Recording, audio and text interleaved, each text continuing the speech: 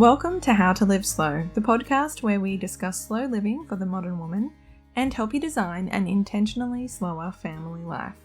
I'm Rochelle Glendon, your personal slow living coach and host of this podcast. I know all about busy, but I love living slow. Enjoy the show. Well, hello and Merry Christmas, Happy New Year.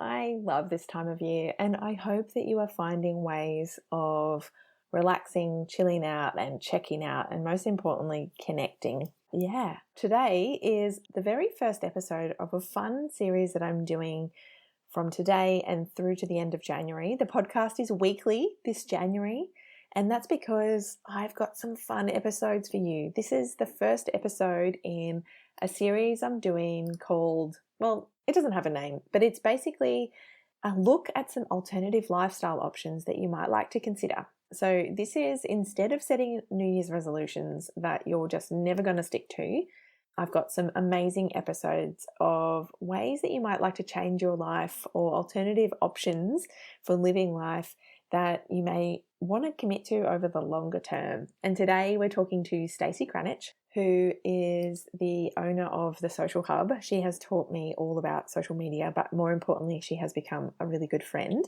And she and I have had a deep conversation about what it's like to work from home, why it's like one of the best options if you can make it work for your family, if you want to be more available for the kids while also still having something for yourself, and figuring out ways of working within school hours and creating something that feels good for you, where you're not bound to, working the hours that someone else requires you to work. So she's going to share everything, and this is a really casual chat, a nice thing to listen to at this time of year. And make sure you do check out Stacey because she's got a lot of really great resources if you are looking to start a business that requires an online component, because she teaches a lot about social media and online presence and how to really leverage all of that. She's taught me a lot about podcasting. She's taught me a lot about Instagram and Facebook and having communities. And she is the person who guided me through launching the Matriarch Way. She taught me about how to have a course and have a program and develop it and all of that. So, and she does it in a really ethical way. Like, one of the things I love about Stacey is that we often talk about how the way that your impact doesn't necessarily need to reach 100,000 people to really make a difference in both your life and your customers' lives. We're not always going for six figures. We might just be working on being able to take the burden of the bills, So yeah, this is going to be a really fun chat, and I'm looking forward to hearing what you think. So this episode is actually brought to you by my slow guide to working from home. So the reason I've got Stacey on here is because she knows just as well as I do the ups and downs of working from home. So I've actually put together a bit of a guide. It's only $22. You can download that. It's got some of my tips and tricks about how to be self-managed and how to be productive and kind of get it all done without burning out, without working endless hours, and how to have those boundaries when you work from home. You've got the kids at home, you've got school runs, you've got to remember to be a mum as well and all of that. So this episode resonates with you and you want to take it a bit further, I do recommend grabbing that guide. Like I said, it's only $22. I'll leave the link in the show notes. But yeah, let's meet Stacey and hear what she has to share with us. I've got Stacey with me today. I'm really excited about this chat. It's all about working from home. Tell us about you, Stacey. And first of all, hello. Hi. So happy to be here. Oh, yeah, it's really good. Sorry, I'm a bit caffeinated today. Yeah, tell us about you and why you started working from home and what it looks like for you. Yeah, sure. So I'm Stacey Marie. If anyone that's out there listening into Rochelle's podcast that hasn't met me before, I call myself a digital business coach, which really just means that I help people with online courses, podcasts, digital products, social media, all the online stuff. I kind of fell into the online world accidentally when I fell in love with social media and just found that I was quite good at it and started helping other people with their businesses. And I really just got stuck in and learned on the job how to use how to create a Facebook page and how to use social media marketing and, started playing with Facebook ads for them. And they started having all these really good results. And I was like, oh, maybe I could do this for myself. So I thought, why not give it a go? At the time, oh, I don't know, I'm trying to think backwards now, which is always really hard for me. So I'm in year 4 of business. So the kids would have been, I'd say 6 and 8 at the time. And it had always been like a dream for me to have more flexible work, because when they were little, I worked in the finance industry for 17 years, and I went back to work full time after they were both born. So they were both babies when I was at work full time. And, I'd seen other friends start their own businesses and work from home. And I was just like, oh, is that something that other people get to do? Or is that something I could actually do for myself? Like, it didn't seem like it could be a reality, but I thought, I'm just going to give it a go. And I did. And 4 years later, I'm still here. So Amazing. And that's what I do, and that's how it happened. Yeah, I love it. Good timing to have set it all up right before, years before COVID started, so that you could be available for homeschooling. Oh, yeah. I don't know that juggle was something I really want to go back to, but the whole remote learning thing. But yeah, like for me, nothing changed in my business really. I feel very blessed that I had an online business before COVID. I know a lot of people really did have to adapt in a more drastic way than what I had to. And it's been a learning curve for a lot of people. Yeah, so true. So yeah, actually that's what I want to talk about a little bit more today, because you did that online transition before all of the COVID stuff hit. What was it like going from your 9 to 5 to being your own boss? Like, were there some struggles there? Oh, 100% there were struggles, because I went from 17 years of this structured environment of get up, get ready, get the kids ready, drop them off to daycare, go to work, put the work hat on when I walk in, be work Stacey all day, and then put the work hat down when I leave work, pick up the mum hat, and then had to be that Stacey for the rest of the night until they went to bed. So yeah, there was definitely a lot of challenges, because I don't think I really knew what to do. I mean, I knew what I needed to do in my business in terms of what I had, the steps I had to take to grow it, but I felt a bit lost without the routine. And I kind of just tried to keep that routine, I think. And because, most people when they start a business, you're running things on a shoestring budget and you're trying to grow things as much as you can and learn all this new stuff. And you're like, how do I update this thing on my website? And then you go down a YouTube rabbit hole for 5 hours trying to figure out how to update a button.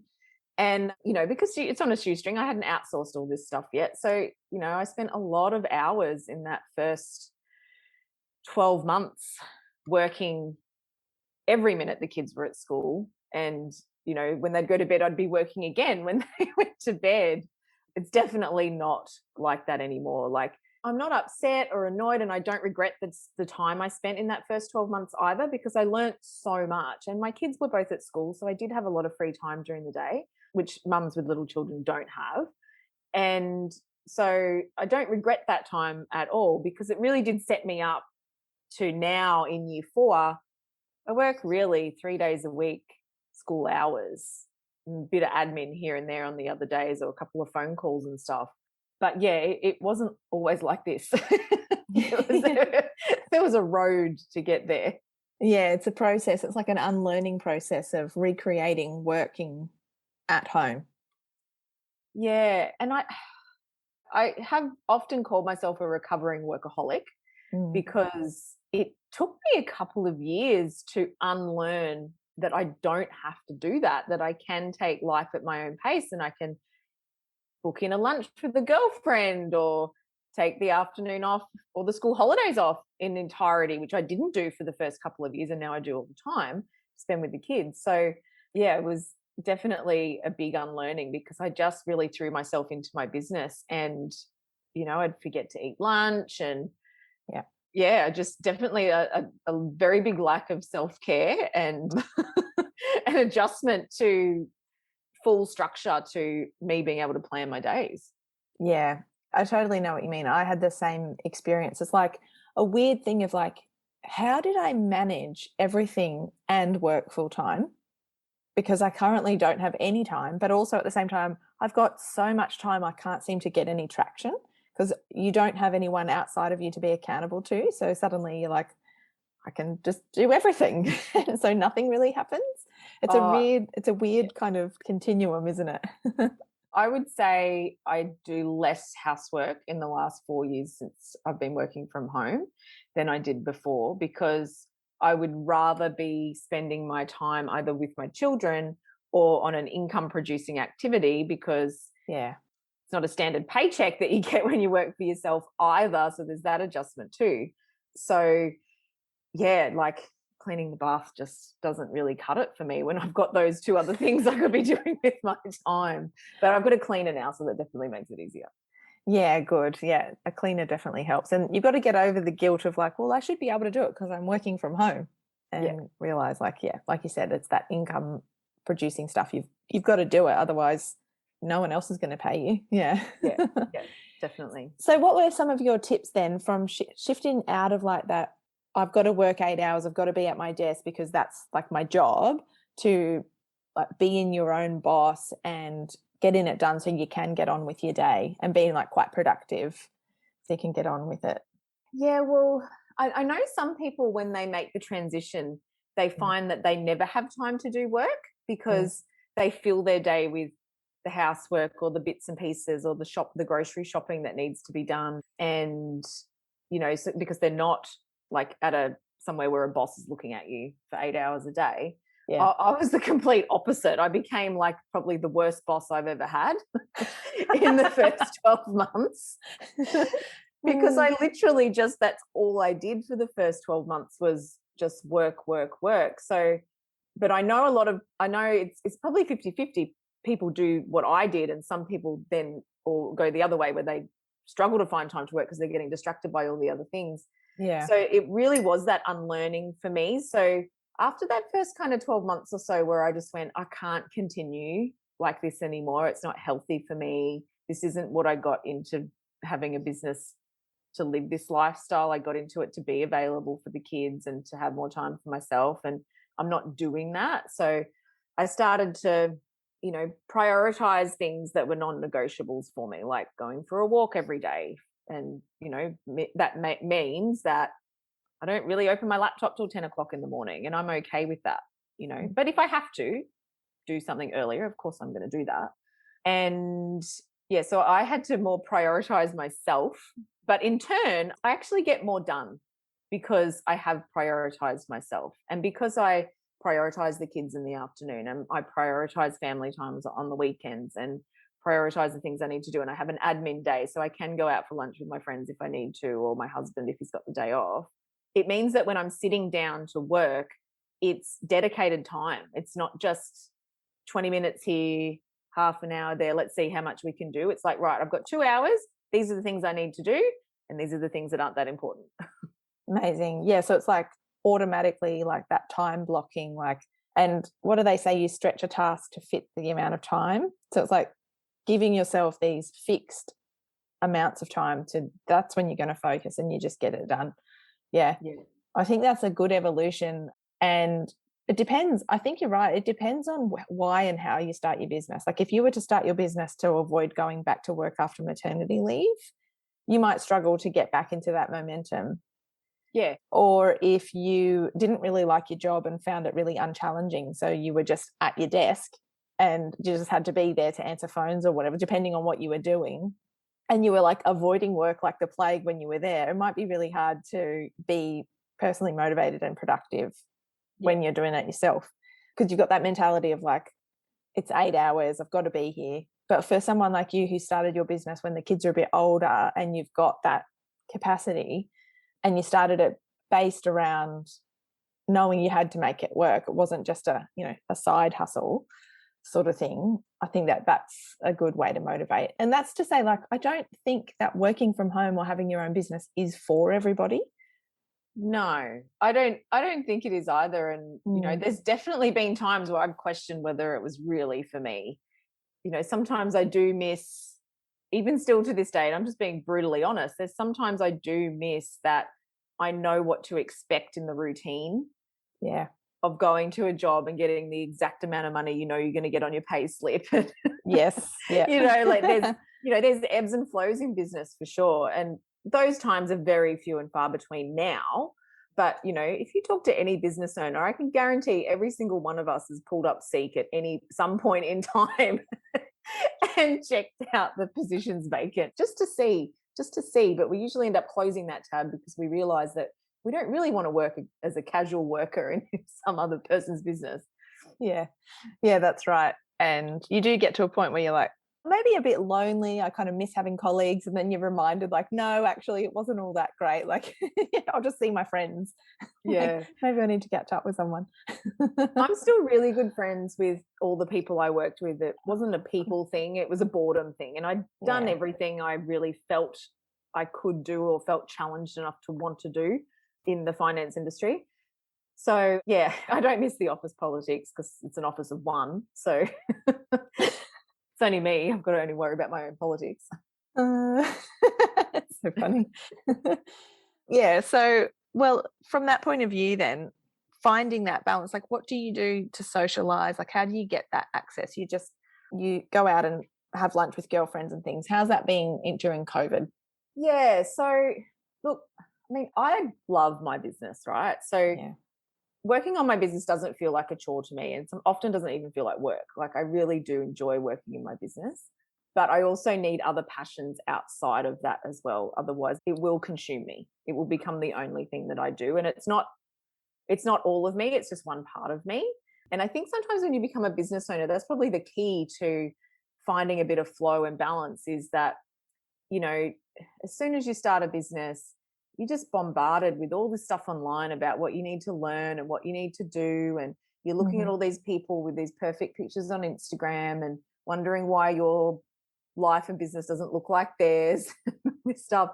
And it's like, my business is just one part of me. It's not all of who I am.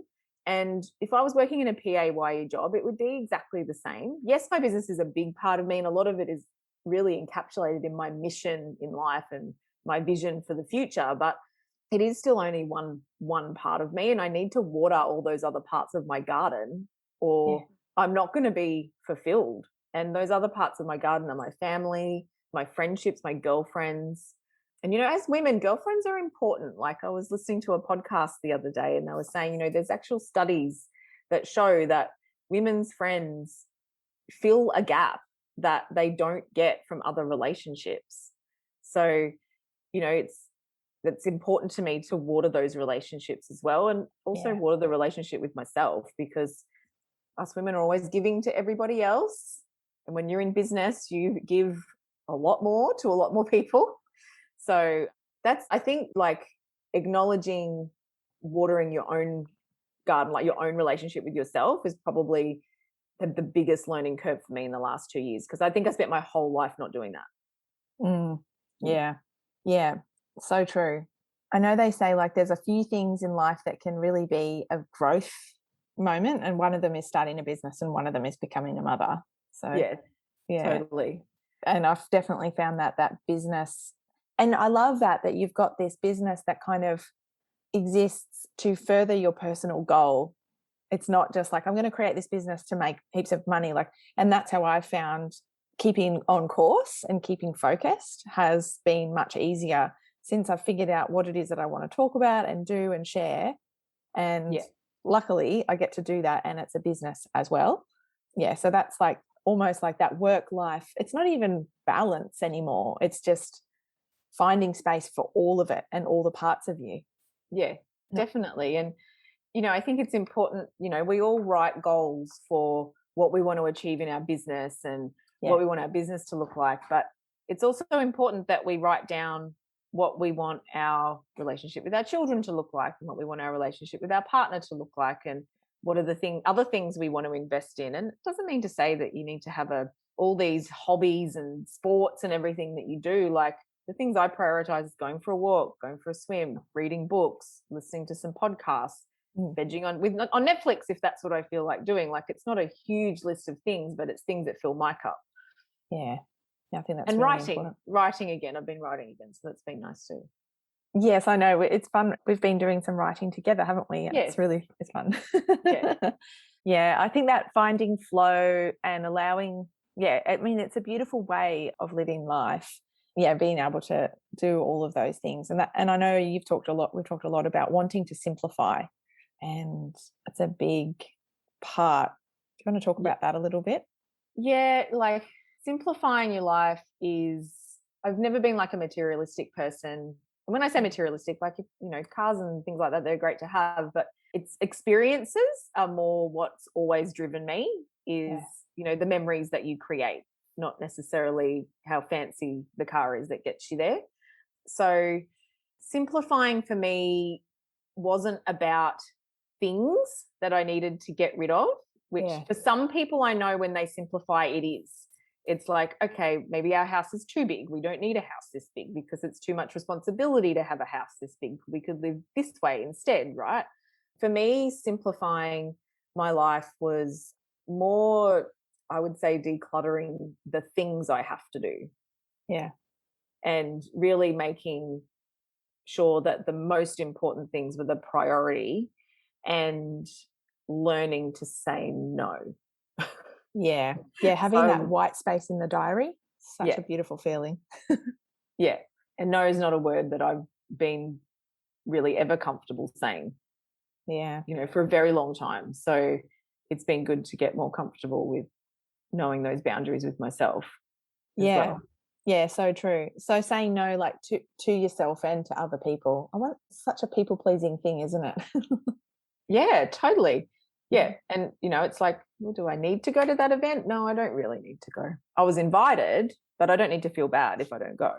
Yeah. So it's that sort of, and just with yourself too, like I'm habitually will put more tasks on my shoulder than I really need to be doing. Mhm. And I often need to sit down and go, okay, I'm feeling stressed because the mental load and the workload is all on me. And Yep. I'm trying to juggle all the things, but sometimes it's actually me creating that. I know society does, and all that's, the system we live in 100% does, but I know I also do add to that. I get into a bit of a whirlwind. Yeah. Yeah, because I mean, you're a product of the society, right? And that's Yes. what we're taught to do. When there's a problem, you do things about it. You fix it and you add stuff and you figure out things and you try different ways rather than going, hang on, what do I need to stop? And yeah, it's all about learning to pause and think about, well, what is it? And I mean, that's so true for everything, right? That's a life skill. Yeah, yeah. And look, I'll be honest, if you're listening today, the sort of flow that I have in my life and with myself now, this has been like a few years of work to get Yeah. to this point. I definitely wasn't this chill a few years ago. Yeah, I mean, going back to that point of like that first year where you're just working constantly, trying to figure it all out. It's a huge learning curve, and not feeling bad about that. Not feeling like, we see instant overnight successes, right? Of people starting businesses and having six-figure launches or whatever, and not realizing that they didn't have a following before that and they've been practicing and growing their business. It seems like they've appeared out of nowhere, Yeah. but everybody's got to go through that learning curve. It doesn't just come easier to some people and not you. Yeah. And So it's not part of the everyone process. has, and we've spoken about this before, but not everyone has access to the same amount of resources too. Like not everyone has the ability Yeah. to invest in the same amount of paid Facebook ads, for example, or having a business coach every single month of the year, or having a team or a virtual assistant or two virtual assistants, a graphic designer. Like not everyone has the access to that straight away. Yeah. Sometimes if you're building a business on a shoestring, you've got to build up the money to be able to pay for those things. That's definitely how I did it, and that was my experience. But I think that going back to overcomplicating things, you can learn really good stuff from reading books, from listening to podcasts, from watching a few tutorials. Like you don't necessarily have to invest in all of those things either.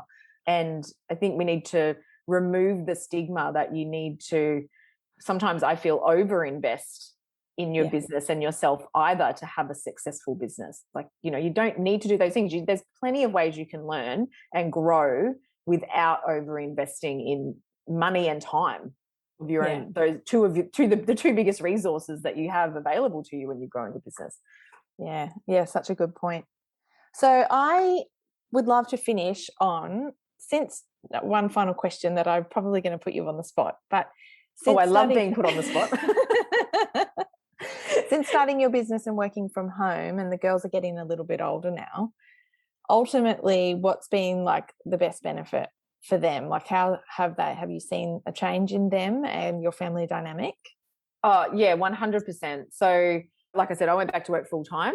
Ella was 6 months old, and I think I was part-time when Marley was about 5 months old, and probably I was a single parent and went back to work full time just after Marley turned 1. So that was a challenge. Yeah, I can imagine. Yeah. Like with a 1-year-old and a 3-year-old and working full time for that 12 months that I did, it was definitely a juggle. But yeah, so I think for them, I know for me, the best thing has just been to be available and not to helicopter or to be in their faces all the time, but just know what they're doing, particularly now that, you know, we've got one in high school, got a teen, one coming straight up behind. It's just that ability to know. And, you know, maybe that's my control, my sense of control. I don't know, but that, you know, I really like that. And I know that they do too, because they know that someone's always going to be here. And it's such a simple thing, but I think it really alleviates a lot of stress for them that, you know, if it rains, someone can pick them up. If it's hot and they don't want to walk all the way home, mum can pick them up. If they want to have a friend over, they can have a friend over. Like, it's a very easy lifestyle for them. And I think that they've got enough years ahead of them to have to deal with the stress of society and a busy life. After having them in daycare for 40 hours a week or more when they were young, I just wanted them to have it easier and just have some more chill. Yeah, that's beautiful. And I know that sense of safety, that I feel that giving, like, being more available and being around when your kids are little, or teenagers even, as they become adults and move away from home and things, it's like they have that inner sense of safety. I think that's really special. And really cool. You know, I mean, I guess for a mum with smaller children, the way they spend time with them in the afternoons is a bit different. Like, sometimes just spending time I might still be doing a little bit of work when they get home and they're, you know, just making afternoon tea and we're having a chat while that's happening, or they could even just be in their room, but we know each other's here. Like, it's not like we're in each other's faces all the time, but we do regular things after school as well. And definitely school holidays is our time to do stuff. We're always busy doing things in the school holidays, which I do love that. Yeah, that was a big pressure working outside the home, and you only get 4 weeks of leave a year and there's 12 weeks of school holidays. It was always such a big stress that you weren't getting enough time with them. So that's probably the biggest thing that I love, is that I get that time, and so do they. Yeah, might be time with their friends. It just means I can facilitate that for them. Yeah, that's amazing. Yeah, love that. Thank you so much for sharing today. It's been really good. And I hope it really encourages people who aren't sure what the right step is, or whether to start a business, or to feel like, that there are options and you can create something different if that's what you really desire. I think that's really cool. So thank you for sharing your story. Thank you for having me. Where can we find you online? I'll leave the links and everything, but just so in case someone's just listening and will remember. Look, definitely the best place to find me is on Instagram. So my handle's at Ms. Stacey Marie, so MS Stacey Marie, MARIE _. And my website is all the W's of socialhubau.com. You'll find my podcast on there, and you can contact me there as well. So Instagram or over on the interwebs, you'll find me there somewhere. Yes, amazing. Yeah, you're so good at being online. Thank you so much. Thank you. Bye.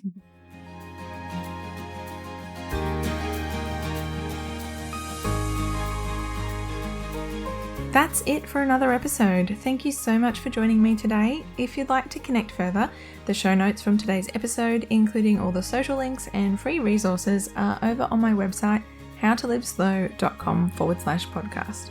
Have a beautiful week ahead, and I'll speak with you again soon.